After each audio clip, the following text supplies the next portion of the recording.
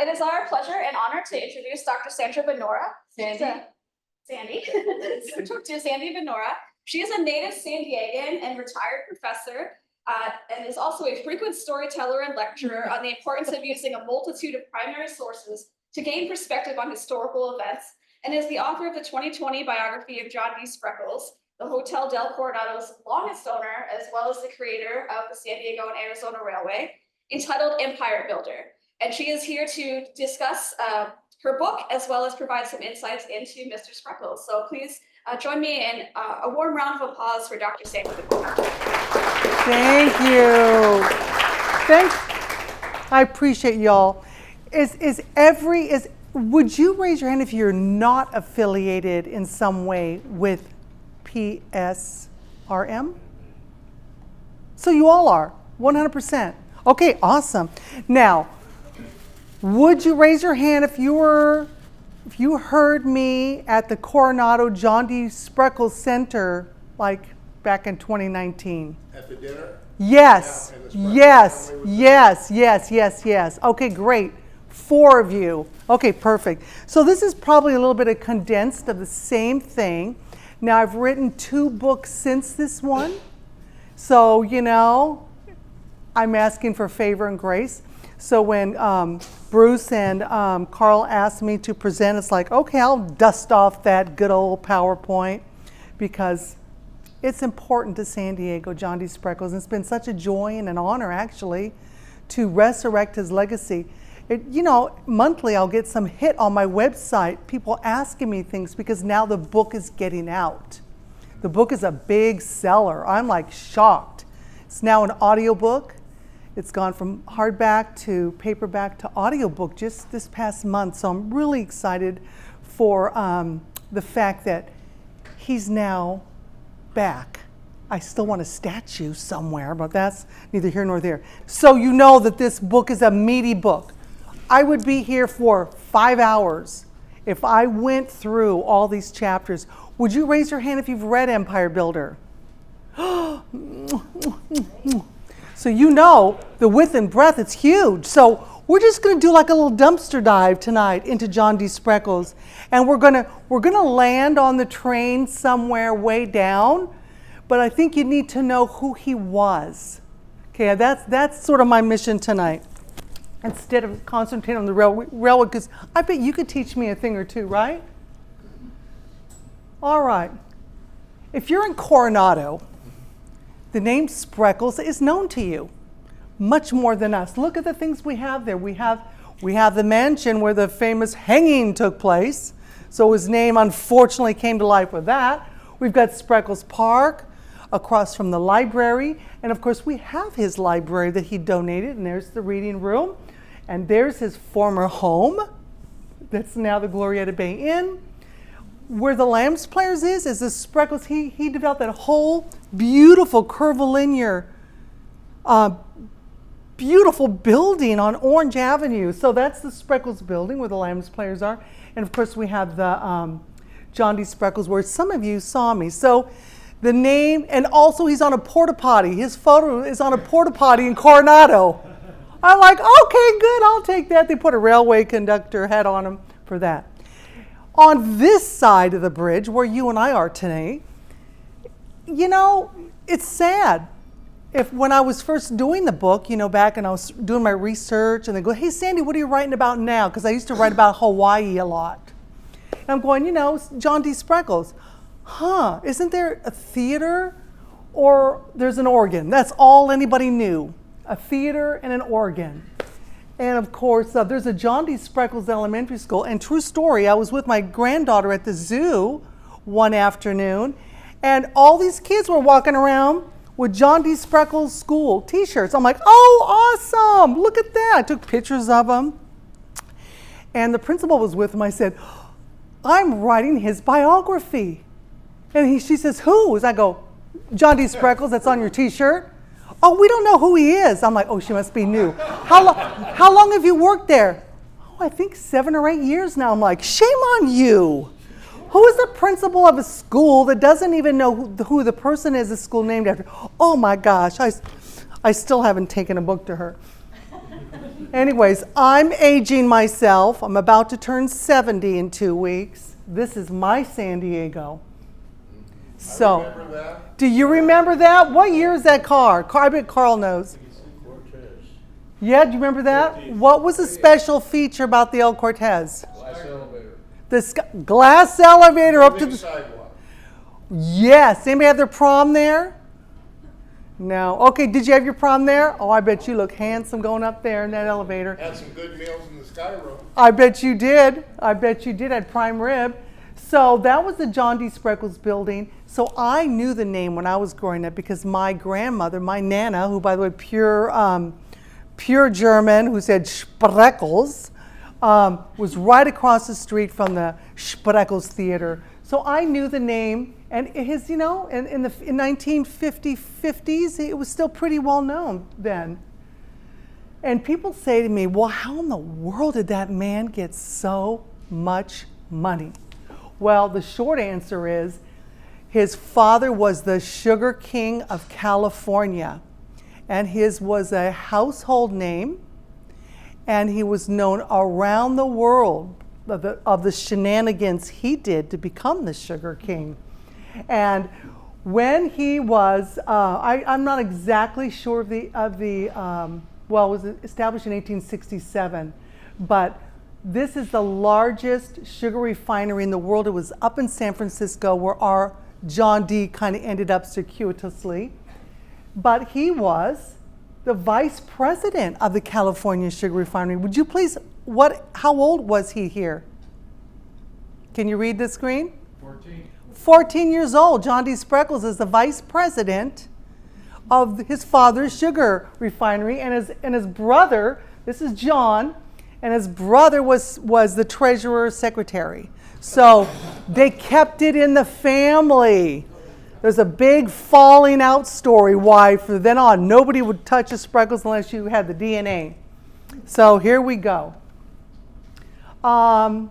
This is a very big story. No time tonight to really go through the story. By the way, are you hearing me well? Yes. Awesome. Okay.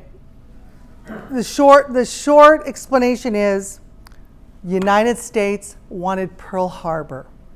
We wanted it because it would be in our best strategic interest to own it. And the best way we could worm our way into using it, it was a monarchy. Hawaii was a monarchy, so we knew we couldn't own it, but we wanted to have exclusive access to it. And by how we could do that is by offering a free reciprocity treaty with Hawaii. And so negotiations between President Grant, King Kalakaua occurred, and they said, we're going to bring all your sugar in tax-free, and just let us use it. And Hawaii said, wow, that means a lot of money for us. We can do some needed infrastructure. We don't even have cable underground. The last ones we could even communicate with. So that's what happened. But John D. Spreckels and his father went over there before anybody in America or anybody in Hawaii knew what was going on and obtained control of all the crops. After he fought, Sugar King talks about that book extensively. Yes? Oh, that's okay. One of your people? Okay. Anyways, there we go. Hopefully you've read this here. Okay, we'll move on then. And if you were a son of Klaus Spreckels, God help you. It was all work, and no play. And having been raised by a German grandmother, I can attest to the German way. You work. So here's our guy, entrepreneurial, introverted. This is where we get the term sugar daddy. It came from him and his young wife, okay? And then there's the other son, firstborn, secondborn, thirdborn, nose to the grindstone. He was a sugar boy like his dad. Well, I'm hoping, am I blocking this, by the way? Okay, I'll stand up for just a minute here. So here's something that's really, really impactful to me. Because when I was writing the book, it didn't hit home because I'm so busy writing and researching.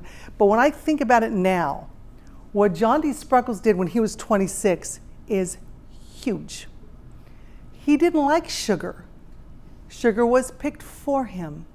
He liked shipping. He liked machines.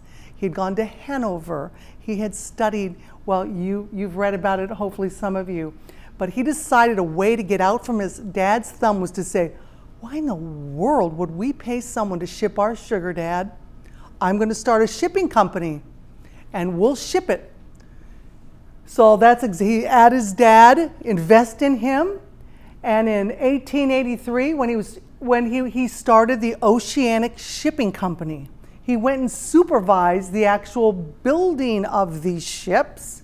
It's amazing. And by 1890, he had 7 steamships, first one to carry the American flag in the Pacific Ocean. And he was so punctual that he started carrying the mail. He had the U.S. mail contract. So now he's a shipping magnate. And his father's like, whoa, this is amazing. And the world is like, now you and I can go to Hawaii for the first time. There were no ships. There was like these sailing vessels that every 6 months would come in and out, like take 6 to 8 months to get there. And now John D. Spreckels' steamship goes 5 days from San Francisco to Honolulu. That's huge. So you think about what he did, and he's a real maritimer. And he was, he had a certificate, and he actually could operate the ship. These more luxurious steamships, Tiffany glass. There's the menu. You can see it. I just can't. This has a whole cult following. And some of you who might be shipping guys know the Matson line. Yeah. Matson worked for Spreckels. Matson took some of the ships after Spreckels died. So it's really, I'm restoring his legacy in that shipping world. Matson needs to back off. All right. So now we have, with the shipping company, vertical integration. The Spreckels family are growing their sugar. They're shipping their sugar. They're their own agent. They're refining their own sugar in San Francisco, you saw it, and they're distributing it. Can you think today of another company that has vertical integration? He's way ahead of his time, this family. Starbucks come to mind? Starbucks. All that. It's how they have vertical integration. They're growing their coffee, they're shipping, they're doing exactly what Spreckels did. Anybody else? Any else? Apple maybe? Okay, so you get the idea. This is huge. And then he had a terrible, terrible time, both he and his father in Hawaii. That's a big story, so big. We're going to have to lay low on this and not go over this. But the missionary descendants who were running all the sugar refining in Hawaii hated the Spreckels family, hated them, because they came in and undermined them, and they weren't going to their church. The Spreckels family were Lutherans. How dare they not be Congregationalists? And Spreckels is like, Klaus was ruthless. There's no way about it. But he, sidled up with King Kalakaua, the king of Hawaii, and they made things happen. And now all of a sudden, millions and millions of dollars are pumping into Hawaii. They have the world's largest sugar plantation in the world. He builds a railroad. Now the first line, it's just amazing what he's doing. He's bringing in steam plows. It's the efficiency of what he did, the magnificence of what he did in Maui, and the money that came in. But they had to get the missionary kids and grandkids who were running the government had to get rid of Spreckels, and they had to get rid of the king. They got to get ready to overthrow the government of Hawaii, which is exactly what happened. And again, all in the Sugar King book. So when things were rocky in Hawaii, we won't go into that right now. Spreckels moved back to San Francisco. The holdings were still there, but he develops the Call building. They build the Call building because Klaus Spreckels buys the Call newspaper. John D. Spreckels is running it. He's a real good writer and a real good journalist. Now, this is a fun fact. Everyone think what the Hotel del Coronado looks like. Feminine, Queen Anne, white, red roof. The Reed brothers also developed this building. So what a difference. The Hotel del Coronado, what, incredibly talented architects to be so diverse. This was all white marble, by the way, with a restaurant, the first restaurant of its kind on top in the tallest building west of Chicago. I mean, it was iconic from the day it was born, the Spreckels building in San Francisco on Market Street. This is John D. Spreckels' home in the Pacific Heights.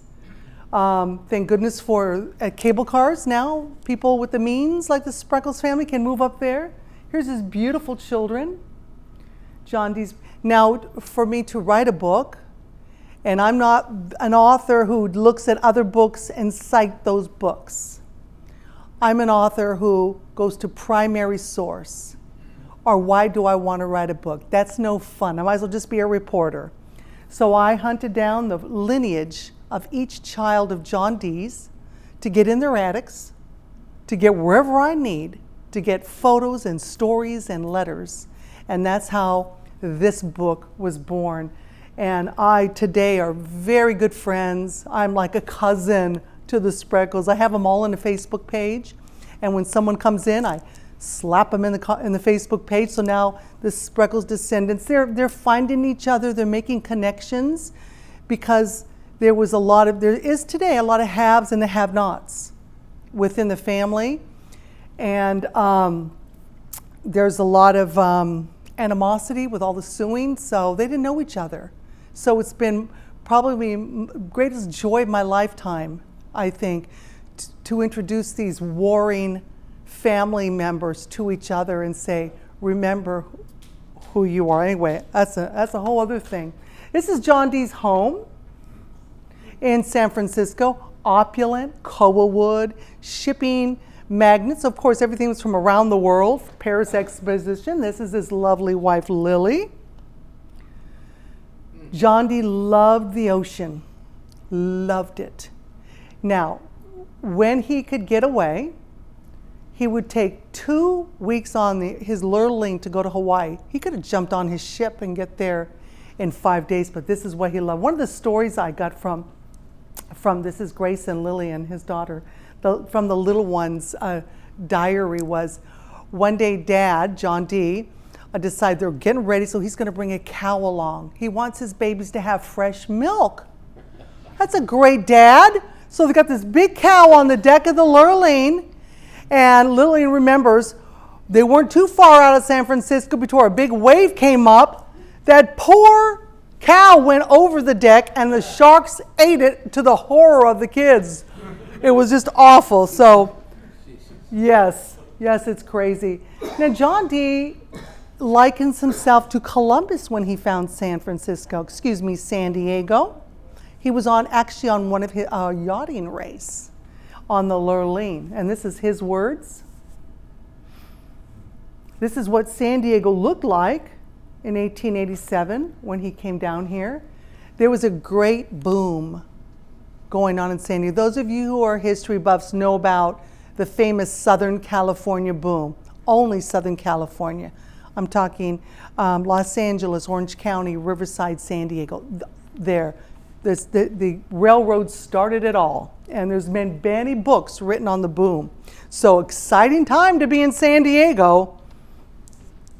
So when he came down here, he liked what he saw. And didn't take him too long for the city leaders to go, oh my gosh, the sugar prince is here. Because his father was a well-known sugar king, he became the sugar prince.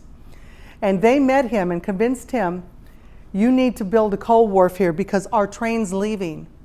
We will have no train here because it took coal for the train, and there was no way to bring coal in because there wasn't the big harbor, we didn't have the pier, we had nothing to keep the train there. So of course when John D. walked over to the train guys and said, I'm coming to town, don't pull out, I promise you we'll have coal. Well, he built the largest coal depot anywhere along the Pacific coast, and there were 600 longshoremen. You can see the Spreckels brothers. Look at this big pier at the end of Market Street, and the rest is history there. Now, these little piers, probably where the Star of India is, you know, those little skinny piers, they were already doing a little bit of business. They weren't happy John Spreckels is moving in with his big fancy pier because now they're losing money. Of course, anybody wants to go in this deep harbor, you know, that was dredged, blah, blah, blah. So and he was living in San Francisco. What does this upstart think he's doing in San Diego? What does he think he's doing here? This is our livelihood. So they got an injunction to stop John D. from finishing the pier. So, well, John D. up in San Francisco said, I'm going to hire 2 crews. And carry on, people, I don't care if there's an injunction. When the first crew was hauled off to jail, the second crew came off while they were bailed out, and they kept rotating it. And so the police and the said, you know what, we're just worn out. So you just didn't say no to this man. At the same time he came down, he was toured around Coronado with a couple of well-known San Diego, Coronado names actually, Babcock and Story. And this is Coronado Island. And they were in the middle. Does anybody know who this guy is? President? Mm-mm. Sometimes called the father of San Diego. Horton. Horton! There he is. There's Horton. And honestly, compared to what John D. did, it's like, why do we call him the father of San Diego? It's really John D. He was like maybe the foster father. I don't know. But this is Elisha. This is Hampton's story. And they go, look and see what we have. We bought a whole island. And John D. was mightily impressed with what he saw. And when they were in the boom, right? People came over. I love that whole chapter in the book. I'm remembering now how San Diegans rushed over there on hot air balloons and every which way to get to Coronado to buy their lot. And 350 lots sold that first day, exactly what Babcock and Story paid for it. So they thought, Providence is on our side. Oh my gosh, how did we in one day make back what we paid the entire island? So off it went. They went selling the lots, and when they had the money, let the building begin. How long do you think it took to build the Hotel del Coronado? Like 1 year. 1 year, that's a good one. Anybody else? Shout it out. Bruce, you're whispering, what do you think? A little less than 1 year. It was 11 months, so you're right on. Isn't that astonishing? And there's stories why, but again, we'll move, but that's pretty amazing.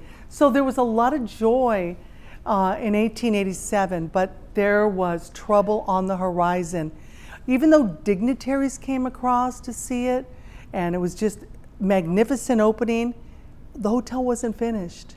It was just like, you can go this far, but you can't go back, because workers started leaving, and they couldn't get more workers, because what goes up always comes down. And this was never truer than when the great land boom collapsed in the early months of 1888, when the hotel was not quite done. Well, Babcock, and then look at here. This is actual photograph of San Diegans getting out of here. First of all, we had no water here. Those of you who've studied history know we were dry. We drank beer to save our water, right? It was bad. So our population went from 50,000 to 8,000 real quick. And John D. called them rats scurrying off a ship. But, you know, he could talk. He was rich. You know, these people got out of here, and it was dark, dark days. Well, Babcock knew who to ask for a loan. Yeah. Mr. Spreckels. I need to borrow some money. And how would you like to buy out Mr. Story? Because he wants to scurry on out of here with the other little tiny investors. And he said, absolutely, I will. I mean, he was in Northern California. He was not affected by anything down here. Sugar shipping, he had a lot of money. So his father freaked out, by the way, and said, San Diego, who in the hell has ever heard of San Diego, and why are you spending money? Son, San Francisco and Hawaii, stay with our investments. He told his dad, I build for the future, not for the immediate returns. Because it was big news, San Diego. And he is just like his father was. His father says, I'm not doing this for the money. I got plenty of money. I'm doing it to do big things. And that was real important to the family. So he became Mr. Babcock's 50-50 partner. Well, let me put that there. Within 5 years, just so you know, Spreckels owned anything because Babcock couldn't pay him back and became the manager of the hotel. Then John owned the whole island, all the ferries, everything that went with it. And then I happen to know, because if you read Sugar King, the reason John D. wanted so much to get those of us who have grief and pain in our lives, doesn't it help to get distracted, to work, to just not dwell and think on the things that are bad in our lives? His family was falling apart. The brothers were suing the father was suing the other brothers. John D. was always on his father's side, and the mother, the only daughter. It was awful. There was sugar and strife, and it was all over the sugar money, and that's a whole nother story. What I put here, because she's mama in the middle, I always felt bad for John D.'s mother, because it was 20 years before they would reunite with that side with her other kids, because Klaus wouldn't let them. That's a whole bunch of grandchildren she missed out on seeing. Always in the middle because of the war. I mean, it was, that's incredible. Actually, it was very fun writing that because I'm not a lawyer, and I had to read legal transcripts to describe what actually went on these court cases. Sometimes I'm rolling over with laughter because it's hysterical. Here's a few newspaper articles.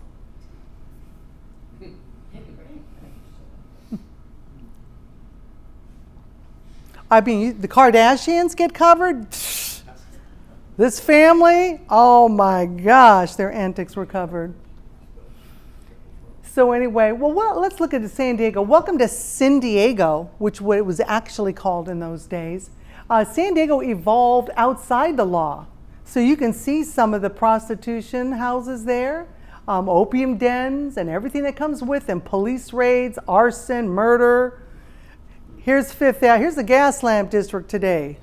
Okay, it was an absolute mess. And soon as they're arrested, they're back on the streets. 130. I mean, it was terrible. And when Spreckels started investing, there was a group of these moral women. I forget their names, but they said, "Mr. Spreckels, would you please clean it up?" Because there weren't anywhere to get out of the city. We all lived around downtown.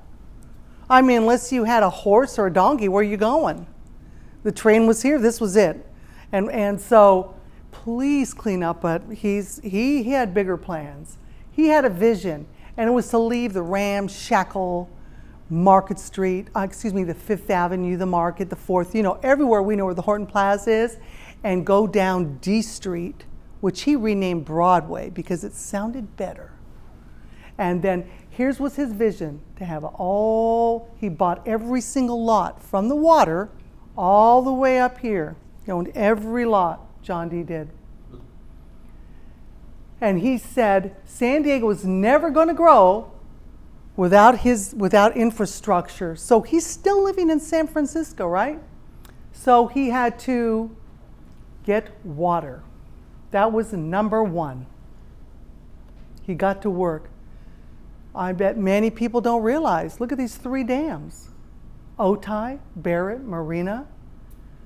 I mean, this is pretty significant. This is just one of the things he did for San Diego. And by 1912, his water company, look at that typo. Shame on me. I'm giving everyone their money back.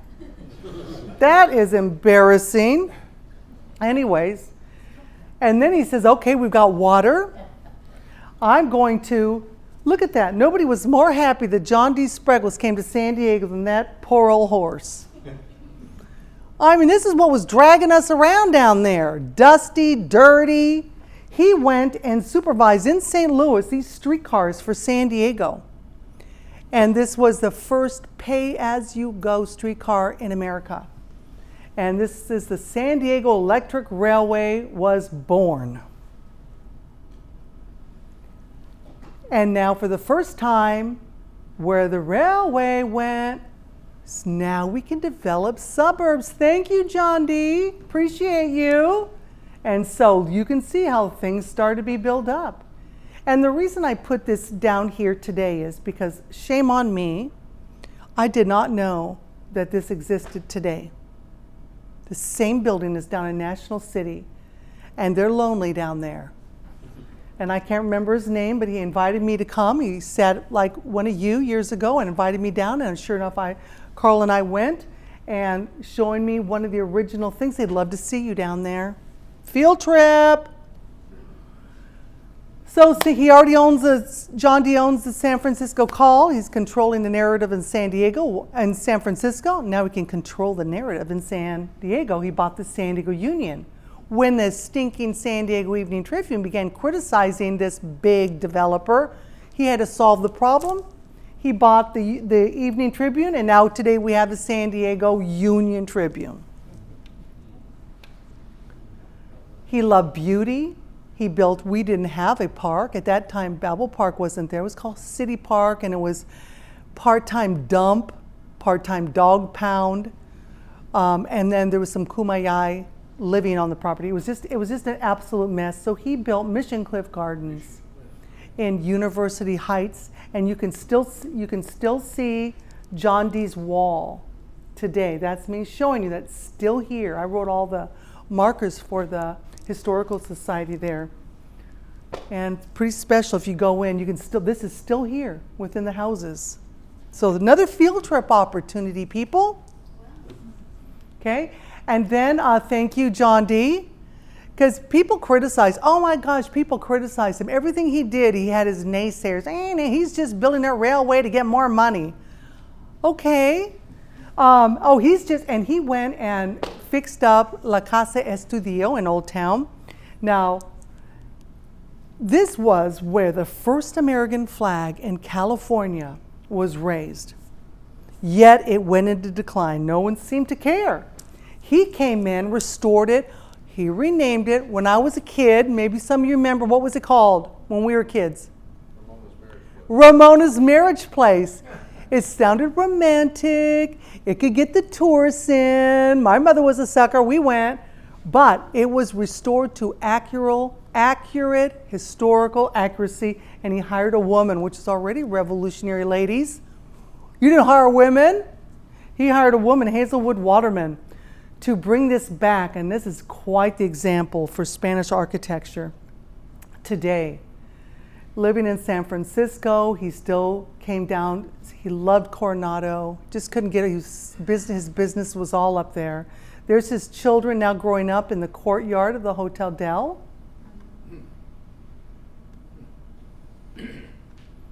And then when he was 54, it's kind of the beginning of 1906. He was a very strong Republican, and we knew there were trouble because they were saying, Mr. Spreckels will not be making it to the Republican convention. We hear he's near death. And certainly there was a lot of newspaper articles at the time saying, he's not going to survive. He's not doing well. He's less than 100 pounds. He has this digestive disorder that was never disclosed. They were force feeding him. And then does anybody know what the big catastrophe in 1906 happened? What was it? Earthquake. The earthquake. He had to be carried to one of his ships. He was so weak. His daughter had been called back from Europe with her husband saying, your dad's dying. So he got out of there. This has been covered in the Sugar King book. I have new primary sources where people are walking through the streets chronicling. I got a treasure trove.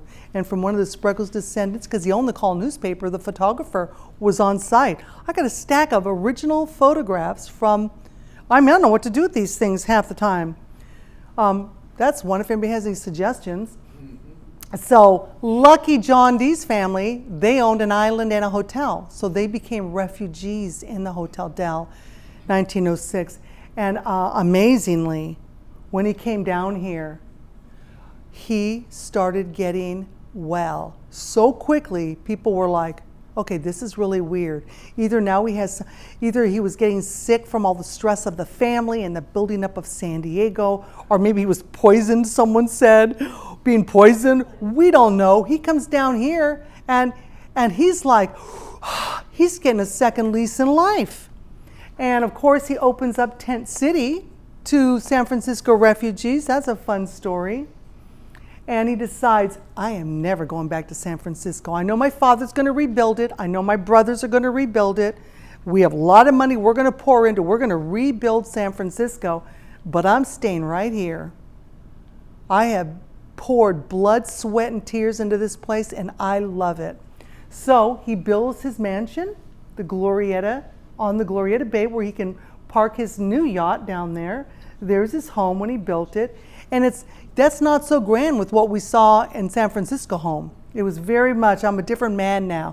When he came to San Diego in 1906, he was a grandfather, right? So, and he had one son that was still, I think he was about 17. So he had this is where he was in his life. So he could keep his eye on his business, the hotel. He had a tunnel from his house underneath, which proved really nicely in Prohibition, right?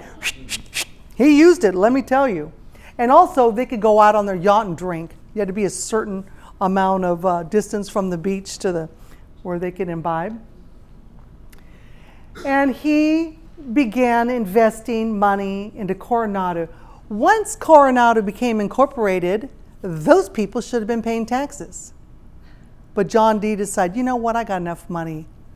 Let me plant every tree in Coronado, every flower. Let me water it. Let me groom it.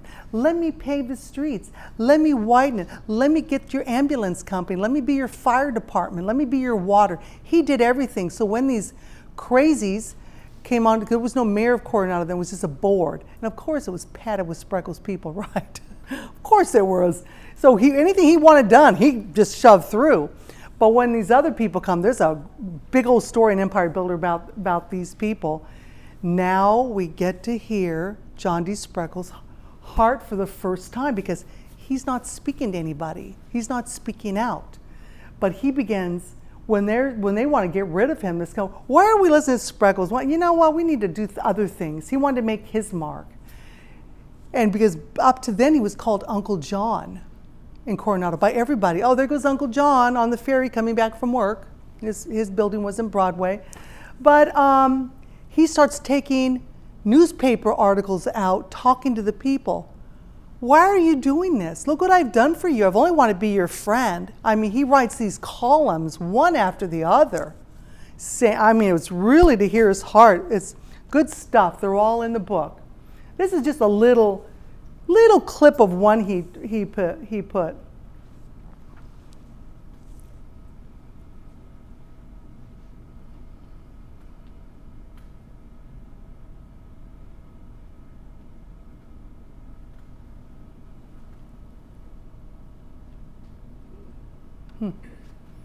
So this is now, as I told you, he came here as a grandpa. Those of you who are grandparents here, you know you can't get this kind of snuggy-huggy from your grandchild unless it's genuine. He loved his family. He was a real family man. I could find no dirt in that guy, no affairs, unlike his brothers. I mean, he's a stand-up guy. And believe me, we researchers, we love dirt. We look for it. Yay! None. So here's a few of his grandkids. And why I'm down here, I'm at the Glorietta Bay Inn, and I'm pointing up because the hooks that these chains are hanging onto are still there today. Still today. I took someone through there last week to show them. So another field trip. You people are going to be busy, all the field trips I'm sending you out. So now he begins building the vision post-earthquake. He's healthy. He's now he's got this Chicago style building that he builds, all of them. And there's the Spreckels Theater. Well, we'll see some more pictures. But he starts building it up, and it's becoming, now people are like, wow, Los Angeles investors are going, dang, that little podunk city's shaping up down there. Look what they're doing. And because John D. lived through the earthquake, he wanted his next buildings in San Diego to be both earthquake and fireproof. Very important to someone who saw a whole city burn literally at his feet. Even though this building, which was his office building and a really cool building, it was classified as a historical designation. It didn't matter. In 1974, we mowed it down because San Diego, we just love to get rid of our historical places. This is that gorgeous. It was held, by that one woman who died in 2019. I forget her name right now. But now I looked at the website just recently and it's closed indefinitely because it was purchased. I have no idea what's going to happen to it. I'm just so worried. Look at this beauty with the Spreckels logo up there. All the chairs had the Spreckels logo. This is what it looks like today. We shall see. Now here's his hotel. Again, Soho gave it a historical designation. We don't care. Here comes the wrecking ball. Now this is. Let me ask you something. Even though the San Diego hotel that John D. Spreckels has built, it was built to compete with another hotel across the street, and it was all built for all the dignitaries that were coming for the Pan Am Exposition. What big hotel on Broadway today, designed by the very same architects, what's that name? Sister hotels. Because Buck, Ulysses Grant, right? He went by Buck. He was Ulysses Grant Jr. built this hotel. And they were both Republican allies, but they weren't friends. They had a lot of bad blood between John, because I read some of the things that Buck did. Not so nice. Anyway, so we can look and see that we would have had another beautiful historical hotel. This is still standing, however, because so many people were coming in building the railway. They had nowhere to stay. Right?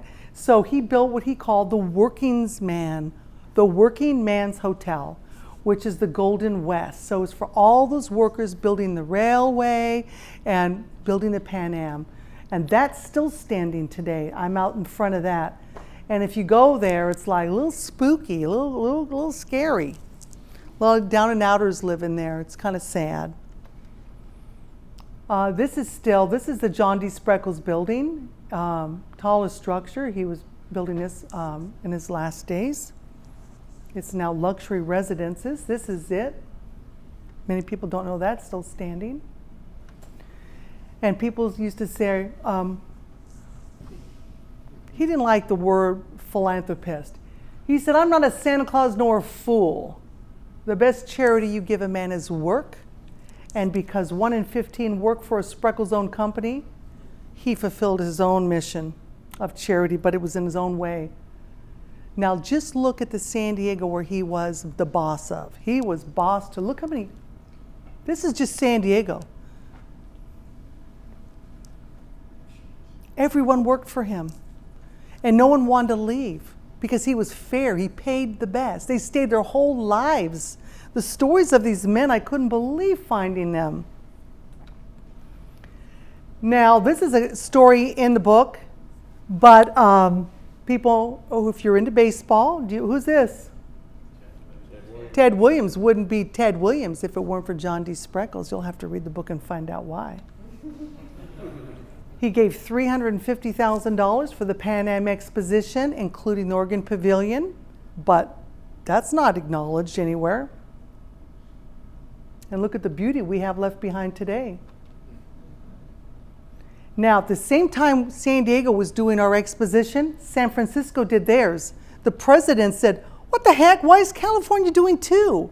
It was to celebrate the opening of the Panama Canal. Who were they going to stop at first, San Diego or San Francisco? Oh, he was going to get it because his warring brothers, he hated his brothers, were running the Northern California, so it's going to be bigger and it's going to be better. They went toe to toe. So here we go, same years. He loved to play the organ. He was quite accomplished, and also he was an artist. I've seen some of the paintings that he even did when he was 12 years old. I saw some of those paintings. He was an artist. He was a musician. He could write very, not just left or right brained. Pretty interesting man. Now this is interesting. If you look at that real quick, we're going, wait, what? There's 2 organ pavilions? His father gave this to San Francisco. John D gave this to San Diego. Many people do not know. Isn't that incredible? Yeah. Like father, like son.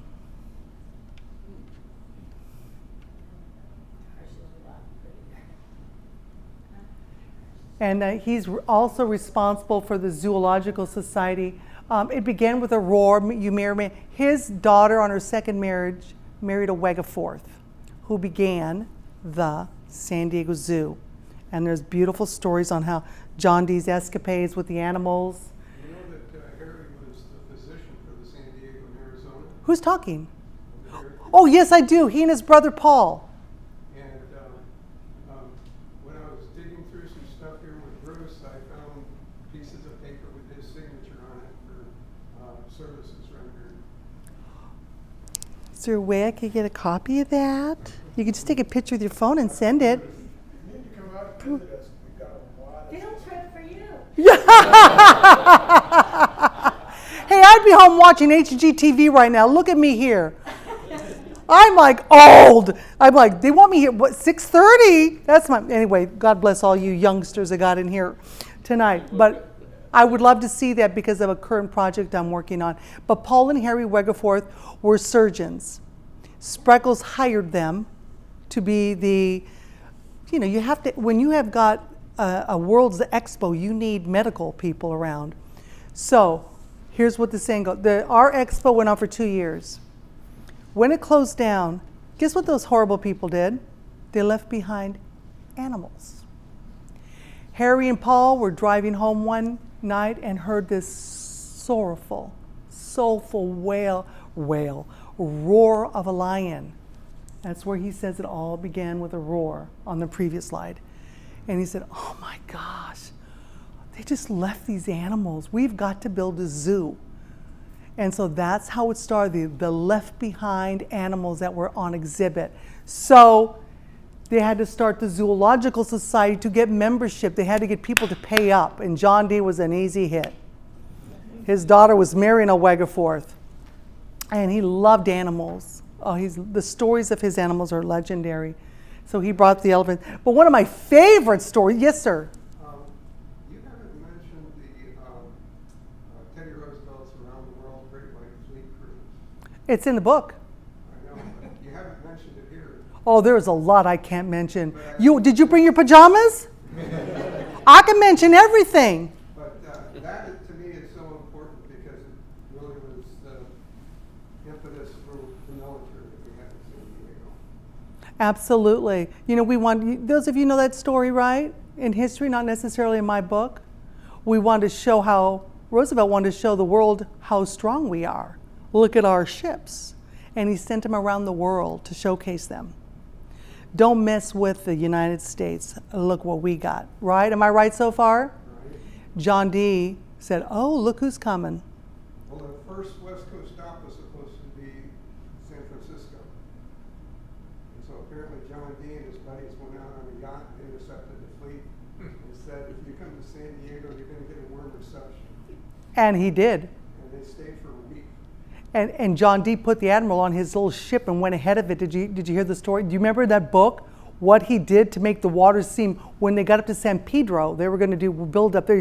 They did something with underneath the ships to make it look, you don't want to build here. Look, what's the Navy going to do here? I'll make it muddy and stuff. The whole story's in the book and I can't remember, but sounds like you know your stuff.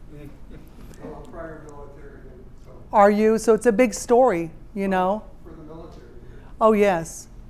Yeah, I'm a Navy brat. My mother and father both worked for the Navy. My husband works for the Navy now, so thank you for your service. What's your license plate number on your car? Do you know it? Sure. Do you know yours? Yeah. Do you? Shh. Unbelievable. Do you know yours? Do you know yours? Yes. John D. Spreckels wouldn't have to remember. His was 1. 1. And his daughter was 2. His other 2 sons were 3 and 4. Because he did the roads, he did the automobile club. There was nothing this man didn't frickin' do. It's like his father. When I wrote that book, I'm like, oh my gosh, I feel like the biggest loser when you're writing about all these accomplishments. But number 1, look at the roads they built. And then one of the reasons, if not the main reason why John D. Spreckels' legacy did not live is because in 1921, the heir apparent, his son, who he had been grooming, died in a horrible automobile accident. And the other son, Klaus, the one where the hanging was on the beach, party boy, blew through money, irreverent, entitled, spoiled. He did nothing but create sorrow in his mother and father's heart. So this happened. And in those days, women couldn't inherit, women couldn't just take up, his daughters couldn't pick it up. They just didn't do it. And then right after his son, the handsome John D. Spreckels Jr. died, Lillian died, and John D. was bereft.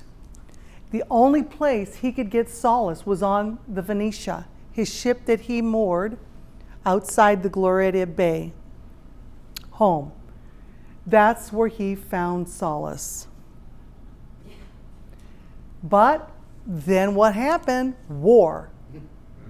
And after that Great White Fleet episode, sir, the right people got to see the Venetians said, they remembered that cool ship, and they said, we're going to need that for the war. So they conscripted it. Look at the torpedoes and machine guns on that. There it is. There it is. They destroyed his ship. It's heartbreaking to read that chapter, but he initiated a lawsuit against them. But once he settled, he didn't care anymore because of the deaths in his family, but it was a pretty heartbreaking thing. And then they got a ship, his only solace. They went after his island. They took North Island. And there you go. He had plans. He was just then, they were squatting on it already, the army was. But not paying, John D had been paying all the taxes forever, and now they go and conscript it. He was just at his wits' ends during these years. And then throughout all the things I've told you about this man was doing, right? Are you impressed with what he's been doing so far? How in the world is he building a railway? That's unbelievable. And that's the most expensive ever built in the United States. $19 million is what it cost to build that. And by the way, the heirs after it were so ticked off that he spent that money, because they said that could have been our money. How dare he build a railway? There's a lot of very angry descendants from that because they felt like they got ripped off. Because once the railroad was finished, it was a little bit obsolete in 1913. Why? Cars. But when John D starts something, John D finishes something. And he was going to stay the course. And there's a whole story how he inherited this in the book. And I don't need to tell you about this. You guys know so much about this, but this is one of my favorite pictures ever. He said, move over, I'm driving that train in. Do you call it driving the train? Run the train. Run the engine? There's no steering wheel. What is it like? Okay, whatever it is, he said, I'm taking it in. And I love that. And then when it came in that day, it's just miraculous. And look what Bill gave me today.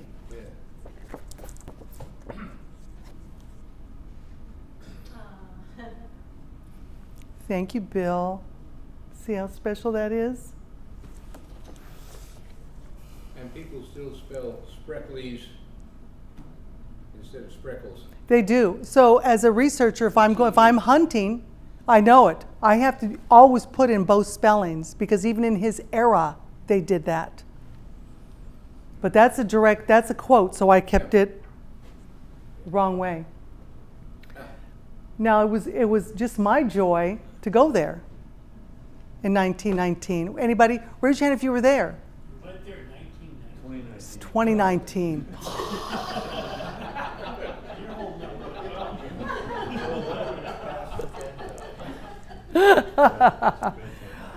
I recruited some of the descendants to come out there. So the gals posed for the picture.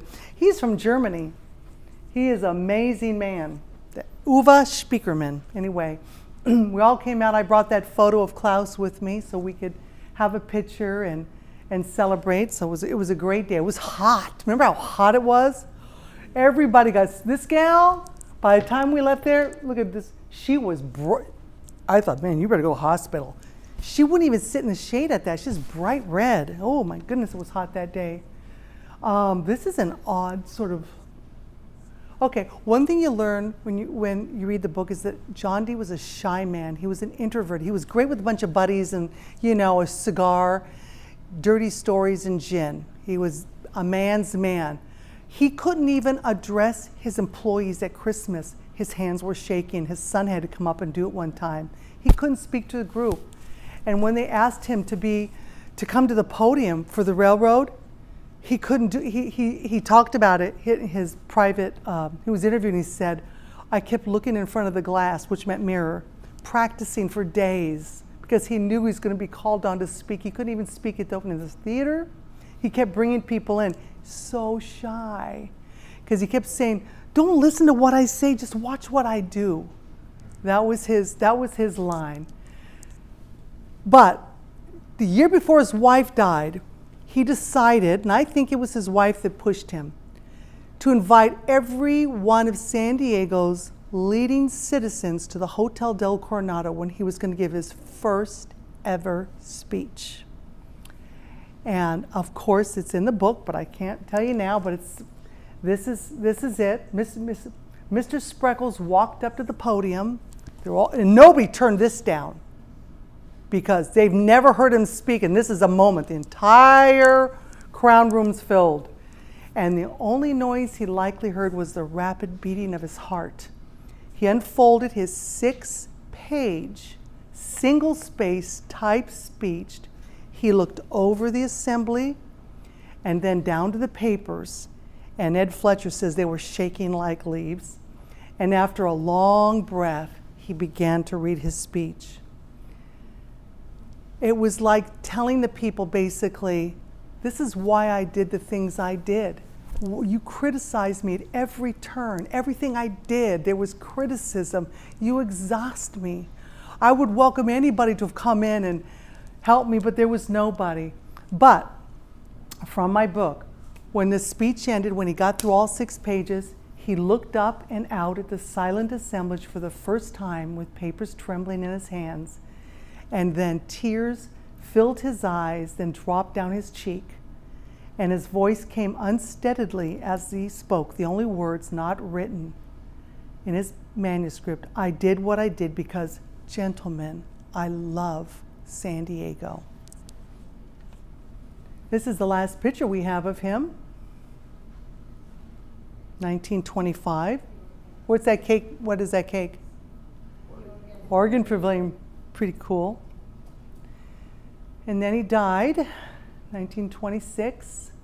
Whenever I read that last chapter, I even when you write the book, it still gets to me. Writing the last chapter after he died and the things that followed, I cried. When I edited the book, I cried again. I sent it off to the publisher who sends back, you have to go through all the edits. I cry again.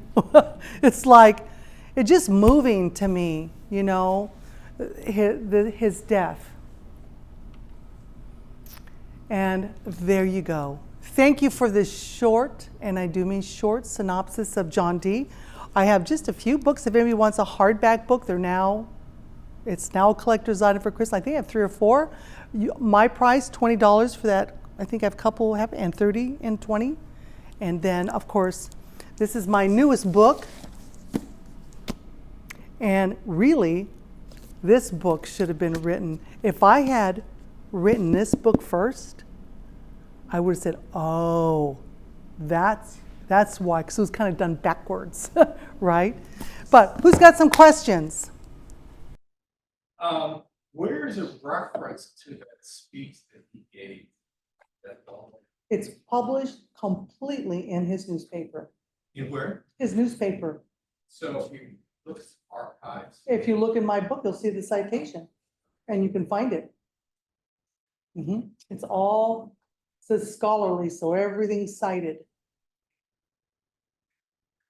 Bruce? When you showed the picture of the newspaper building, you know, if you noticed, about the third floor, you see these little figures, sculptures that are around the building. If you go out to Lakeside, behind the Burger King, and look at the Lakeside station, the old depots, it's still there, it's a commercial building. There were 4 columns, 2 facing one way, 2 facing the back. And on those, you will see 4 of those sculptures. They were ordered to embellish the building as 12 muses of the arts. So there are 12 different faces. And they ordered extras for breakage. So after the building was completed, he had 4 left. Took about their- Do you mean the library? Do you mean the library building? No. It's the old station. It's now a contractor's office, I think. Oh, Old square building, and you will, when you see it from the street, wow, you'll see 4 big columns, 2 on each corner. and it's super cool. Thank you. I got to see that. I got to go on a field trip now. You just send me on one. You got 5 to go on.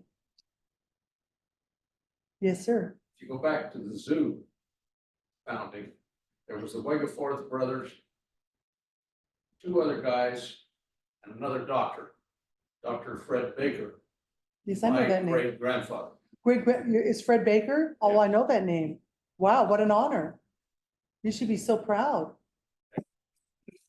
That's very wonderful. Why do you think I'm sitting next to him? I don't, scoot over and let me sit there. Yes, sir.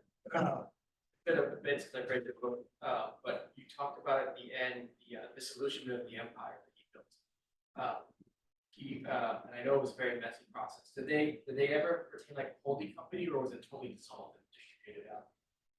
Did he, what with the holding company? I'm sorry, did the family ever keep like a holding company or a trust that had like some stuff left, or did they No. totally sell everything? No, here's what happened. John D was partners with his brother Adolph, Sugar Daddy. That was his only brother he ever spoke with till he died. So they had the ABJD Spreckels, and so remember he married that younger 27-year-old who used to be a prostitute and was younger gold digger. She hated John D. John D hated her. Because he said, why are you marrying her? She had already made the news from some other horrible things she did. Anyway, that's lost her. Her name was Big Alma. She's on the 12th edition of her book in San Francisco right now, Big Alma. Soon as John D died, she wanted to cash in. She didn't like San Diego. She was a San Francisco socialite. She sold everything off in the next 2 weeks. Copley, who's the newspaper family, bought his mansion, bought his newspaper for pennies. The family did keep the Hotel Del until I think the 30s, the 1930s, and they kept the Hotel Del, but Alma sold everything she could. Boom, boom. And then a lot of the descendants married people who were only after the money. And that's all the Sugar King drama, that story, but it's like, it's a lesson for us all, right? Had the Spreckels boys at the end of their lives, especially after their father died in 1908, said, you know, well, let's kiss up and make up. Let's forgive and forget. I wonder what the Spreckels name would be like today. But they just held on to those lawsuits that happened, and they just didn't forgive each other. So, yeah, it's bad. And then the women, his daughters, you know, they couldn't do anything. It's just the way it just was the era. Do any of the Spreckels descendants live in the San Diego County area? Yes, or yes, Are they yes. all up north? No, there's a whole bunch of do polo and Fairbanks, is it called Fairbanks or? Yeah. What do you call that? Fairbanks Ranch? Yeah, A whole bunch up there. I did a talk at the Rancho Bernardo Historical Society, a couple months ago and got some people showed up. I'm like, oh, da, da, da, da. And I'm very friendly with, Christine Donald. And she, and her family, that's on the JD side. So yes, and I'm very friendly with, on the Adolf side, the sugar daddy side. I've got friends on that side as well. So, yeah, they're out. A lot of them moved out to ranches because of the publicity. They didn't want to stay here. So New Mexico, Arizona, Oregon, Washington, Northern California, that's where we see a lot of Spreckels that went. And just a few in San Diego. Yes, The Littlefield was the name you're looking for owner of Spreckels. I'm sorry? Littlefield was the name you're looking for the owner of the Spreckels. Oh, Terry Littlefield, absolutely, You know, he died in 26, right, John did? yes. You know, why it took 6 or 7 years to sell the San Diego University? The family, I wrote about that in the book. At the very end of Empire Builder, I call it breaking up the empire. And I go through the exact process. I could not remember now. I'd be just, again, I've done 2 books. Every single holding he had, every single owner of the Hotel Del to today, I have breaking down the empire. So I bring everybody to current. Mm-hmm. Is there a reason why he's not buried in San Diego? Does that look? Okay. That's a sad story. That's so sad. As a matter of fact, I was up there, was it last year? Up to 2 years Colmar, 2 years ago to Colmar, where all the Spreckels Mausoleum is. Colmar is, you guys familiar with Colmar? Yeah. San Francisco. The town is the graveyard of the state of California in that era. But the Spreckels Mausoleum is huge. John D was not allowed to be buried in there. You can't even find him. He wanted, anyway, it's so sad. I went up with his descendants and we met with the people at the Colma, because it's a pretty, they buggy you around and you can look through the records, but we think now we know where his ashes are, but there's still no name on him and his wife and his kids. It's sad. This is what the family did. They didn't want him in the mausoleum. Yeah, you're not coming in. Incredible. Andy, there's a question from the viewers on Zoom. So you were talking about the tunnel that connected the Hotel Del to the Glorietta Inn. Do you know if that tunnel still exists? It's gone. It's when we did the renovation during the pandemic, it was all found, more tunnels were found. It's gone.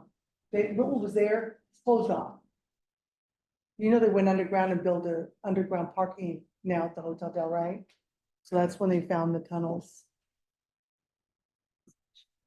Mm-hmm. Yeah, so in one of the earlier pictures, you show the Glorietta Inn, which is next. Then you had another picture.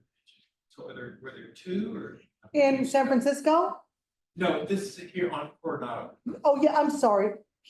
That's a good question. The Glorietta Bay home was his mansion, which he built and expanded on. But then he had his architect, Harrison Albright, built him an ocean mansion on Ocean Boulevard. Okay. So that's where he gifted to his son, Klaus Jr., the party boy, and his new wife, to keep them in San Diego and to have his grandchildren right down the block, basically. So we had 2, and that's where the hanging was, in that one. And that. Good catch. project ends now. Yes, it is. And they just restored it to historical accuracy. I've been all through that place. It's so cool. So cool.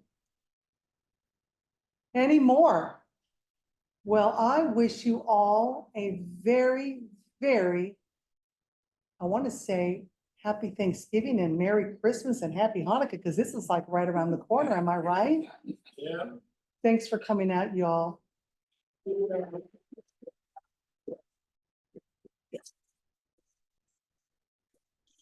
I'll tell you, busy. Oh my God.